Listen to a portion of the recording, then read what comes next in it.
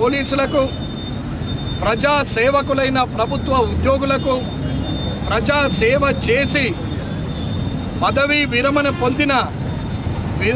విరమణ పొందిన ఉద్యోగస్తులకు డబ్బులు ఇమ్మీడియట్గా చెల్లించకపోతే అసెంబ్లీ తర్వాత సెక్రటరియట్ ముందట నిరాహార దీక్ష కూర్చుంటా అని చెప్తున్నాను గౌరవ ముఖ్యమంత్రి గారికి.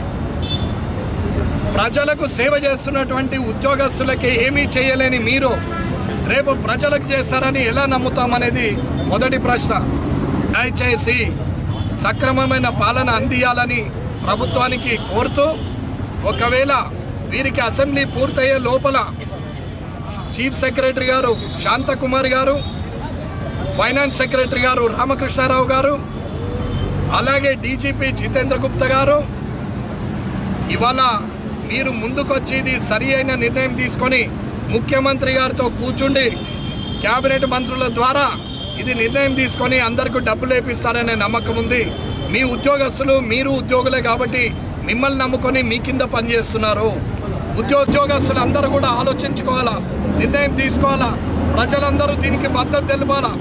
అసెంబ్లీ ముగించే లోపల ఈ డబ్బులు ఉద్యోగస్తుల ఖాతాలో జమ కాకుంటే, పోలీసుల ఖాతాలో జమ కాకుంటే ఖచ్చితంగా నిరాహార దీక్ష మొదలు పెడతాం.